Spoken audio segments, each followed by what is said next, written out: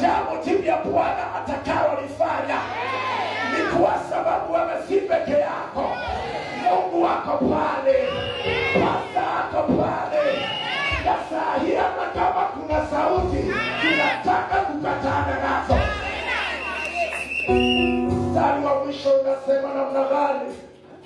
17. Yule mwanamke akachukua mimba, akazaa mtoto wa kiume.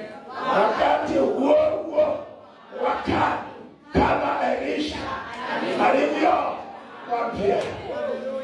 Katika ulimwengu wa kiroho, hebu nipatie hii. Nasema katika ulimwengu wa kiroho, naomba uanze kujiandaa. Nasema uanze kujiandaa. Haya ni maneno ninaendelea kanisa, lakini anza kujiandaa.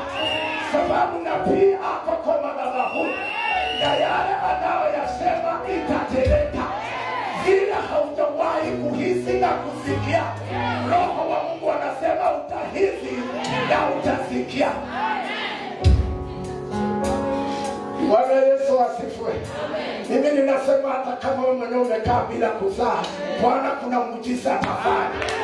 Sababu inawezekana. Nasema inawezekana. Mtumishi wa Mungu jinsi na namna alivyosema, aliondoka na akajiendea. Lakini alipoondoka na kujiendea, yale aliyoyasema, Biblia ikasema ya kwamba akazaa mtoto wa kiume wakati huo mwakani, kama Elisha alivyomwambia.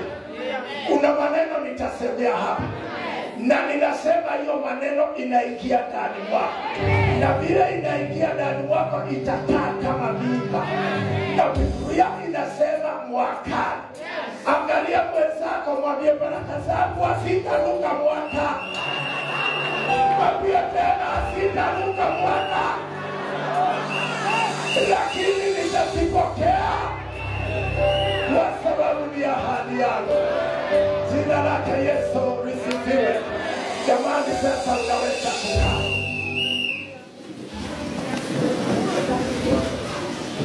Hata kama sasa nitaweza kusema nimemaliza mahubiri yangu, najua ya kwamba kuna mtu amebarikiwa katika jina la Yesu.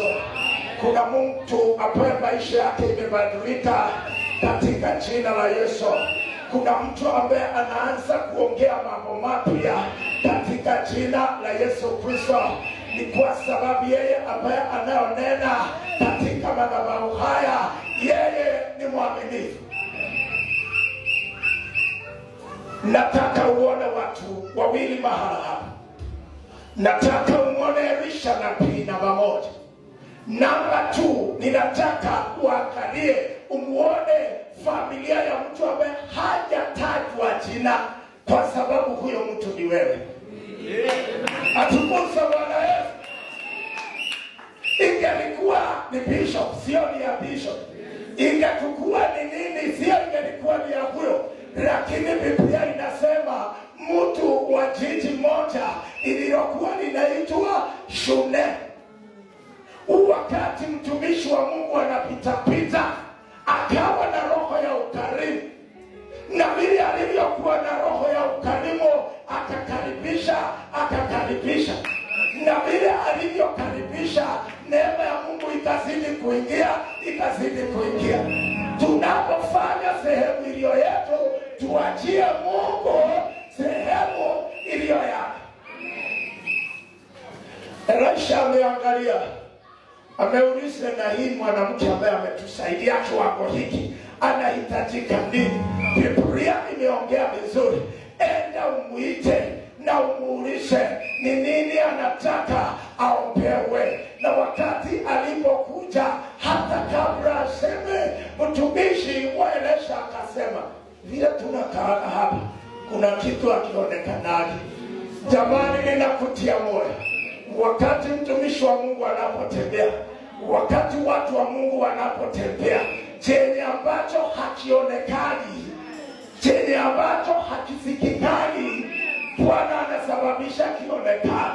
Ninaomba yale ambao umengojea, ninaomba yale ambao umetazamia, this is the day.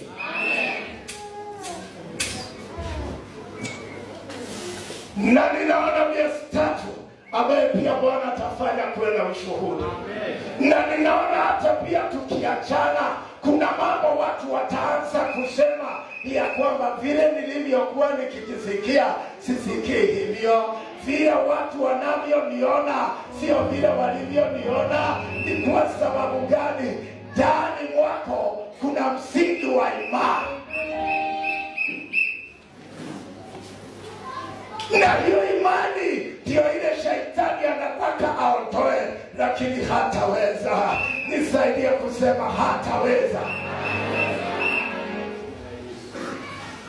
Watumishi wa Mungu, wakati watu hawa walipoingia na wakawa pale Shunemu, yule mwanamke kuna vile alivyojiona. Katika lugha yetu ninaona jambo hili ya kwamba mtu wake Mungu alipoingia mahala pale, kuna mambo yalibadilika, na hayo ndio ninasema kuna mambo itabadilika leo. Vile walivyojiona Mungu hakuona hivyo. Vile unavyojiona sio vile Mungu anavyoona. Ile maneno yenye ambao walisemanga ni wao walisema, lakini Bwana akayaondoa. Naomba kwe kuna mambo Bwana ataondoa. Mahala ambako umeshindia ugumu, Bwana ataondoa ugumu huo. Kuwe na ushuhuda wa kusema Bwana anaweza. Amen.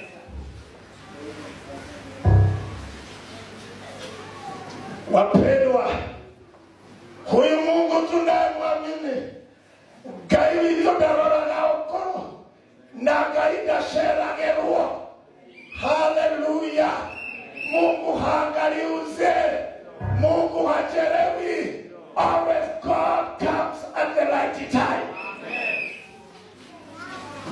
Na kwa sababu Bwana ako mahali hapa, ninaomba tamaa ya moyo wako Bwana aishughulikie. Nataka unaporudi nyumbani kupuka na utafakari maneno iliyotendeka katika mlango wa namba 18 wa kitabu cha Mwanzo, wakati wageni walipoingia kwa Ibrahimu, na Ibrahimu akasikia yale aliyoyasikia, lakini walipokuwa wanatoka kuna maneno walimwambia, mwakani huyu mke wako kuna kitu atakachokuwa nacho. Na ikawa aliposikia hivyo, huyu mwanamke alicheka, na malaika wa Mungu akamwambia, kwa nini Sara anacheka? Ninaona malaika wakisema, kwani sema nyumba yangu, kwani sema kwani hakuna neno lililo ligumu la kumshinda Mungu. Katika nyumba ya Ibrahimu itatendeka. Hata walio katika madhabahuni haya, ninakwambia hakuna. Umetekelewa muda mrefu, Bwana anapigilisha aibu hiyo katika jina la Yesu.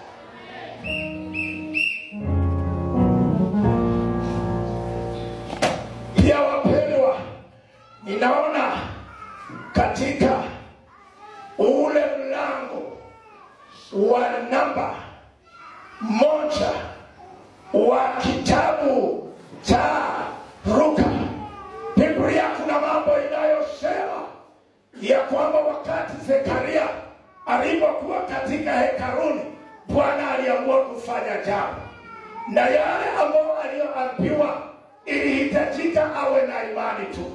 Aliporudi na kufika pale nyumbani, yale Mungu alisemea kanisani alikuja akatimiza.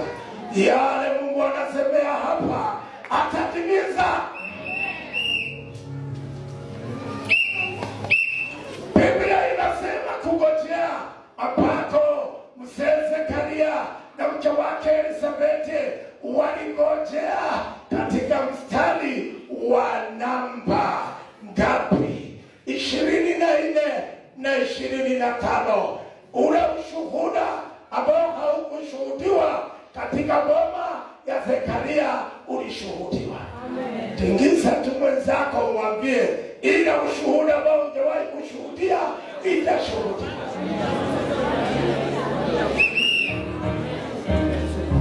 Wewe Elizabeth, ninaongea na wewe na bila ninavyotaka kukuambia ya kwamba kuna maneno Bwana ataweka ndani mwako. Ninaona mstari wa namba 24 na 25 Elizabeth akisema, na hivi ndivyo Bwana alivyofanya alipokuja kutuangalia ili atuondolee aibu. Mwambie aibu bye-bye. Siuseme aibu bye-bye. Siwambie aibu bye-bye. Bwana kuna jambo. Ilipotimia miezi 5, Biblia inaniambia wakati huo Elizabeth amebeba, na unajua ninaona unabeba mimba ya baraka. Atukuzwe Bwana Yesu. Akishajifunga yeye mwenyewe alijua ni mimi nitasema, hata nawe utasema katika jina la Yesu. Atukuzwe Bwana Yesu. Hebu tuwekee kitabu ya Luka mlango ya namba 1. Mistari hiyo ni 2 tu. Tukimalizia jamani, ingine tutahubiri wakati huo mwingine. Enda mstari wa namba 24. Tuone vile ambavyo Elizabeth alivyosema. Neno la Mungu linasema namna gani? Verses 24.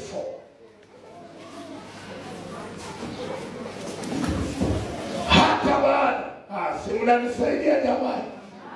Hata baada ya siku zile Elizabeth alichukua mimba, akatoa miezi 5, akisema, kwanza simamia hapa.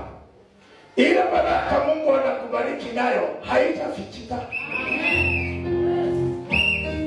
Nasema wana Masaba haitafichika. Na Bwana ametupea mji wa Kitale umiliki kwa imani katika jina la Yesu. Mimi ninaamini aibu, nasema aibu, siuseme aibu ya biashara za aibu, Bwana ataniondolea. Sema maisha ya aibu, Bwana ataniondolea, kwa sababu yeye anaweza. Na hesabu kuanzia sasa, mwezi ya kwanza, mwezi ya pili, mwezi ya 3, mwezi wa 4, mwezi wa 5, kuna mambo utayasema. Jina la Yesu lisifiwe. Watu walifikiria unaisha, lakini unaendelea pia. Elizabeth anasema namna gani? Hata baada ya siku zile, mke Elizabeth alishukua mimba, akataa miezi mingapi? 5. Baada ya miezi 5, madhabahu haya inasema utanunua free dress katika ulimwengu wa kiroho. Bwana asifiwe. Na hata kama wale wanatakala kuweka roho, si unajua sasa hiyo ni tabia nyingine, shauri yako. Lakini ninasema usifinye huyo mtoto wa baraka. Bwana Yesu asifiwe. Mstari wa 25 alisema nini? Songesha tu hapo ili tuseme tukimalizia jamani. Inasema hivi ndivyo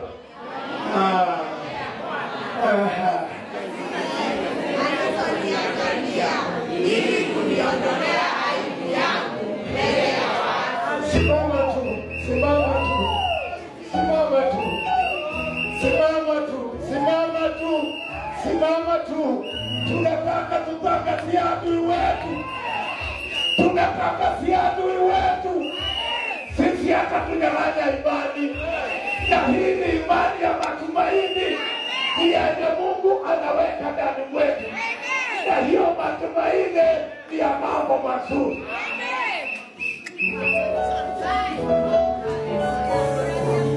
Jeremiah 29 Pale ukianzia mstari wa namba 11, neno la Mungu linasema, tazama, mawazo anaoniwazia Bwana ni mawazo mazuri, kunipea matumaini siku zangu za baadaye. Ambia mwenzako, anza kujipanga. Kwa sababu kila aina ya sauti ya aibu Bwana anaiondoa. Kwa sababu Mungu wetu yeye hapa ndani ya aibu, mapando ya aibu inakoka kwa maadui wetu.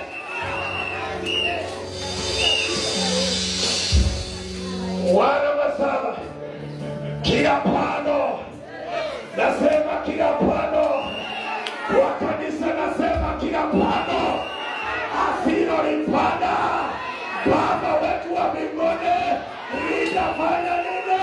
Litaolewa.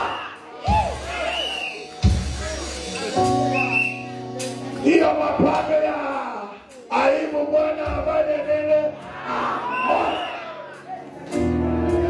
Asante mama, unaniambia ninone.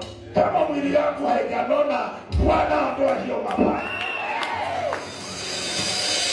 Yale yote hutaki, Bwana anang'oa. Yale yote hauhitaji, Bwana anaondoa. Kadia mwenzako mwambie, sio mimi nitasema, ni wewe mwenyewe utasema.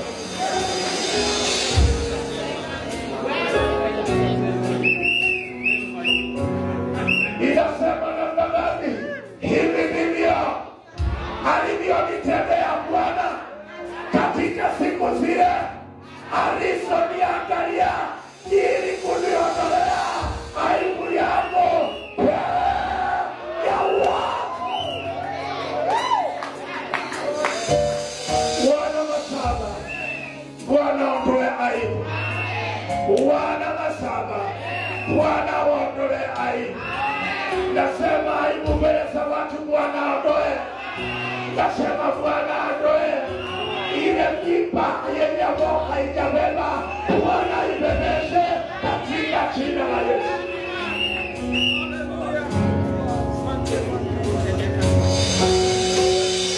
Kutoka kwa ufalme wake Mungu ninawadumkisha mimba ya kufaulu, mimba ya kufanikiwa, mimba ya kuwa na amani, mimba yenye ambayo inaonekana.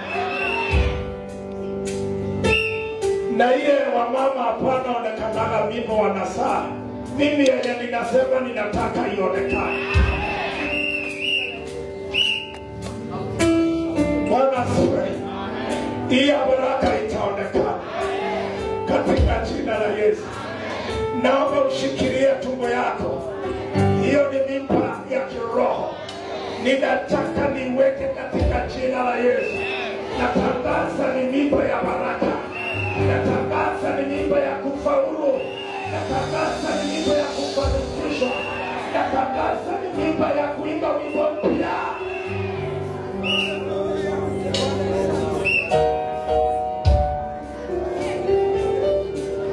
Bwana Yesu,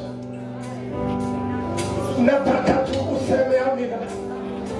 Bwana Yesu, kupitia jina lako, wana masaba, wanaume kwa wamama, vijana wetu wa kike na wa kiume, tunanyenyekea mbele zako, tunavunjika mbele zako, tunabodeka mbele zako.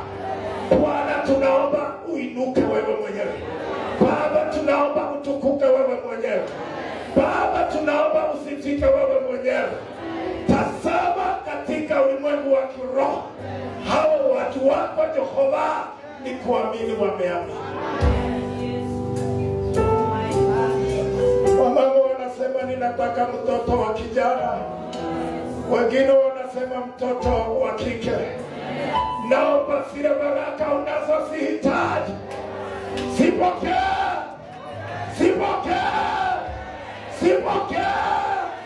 katika jina la Yesu.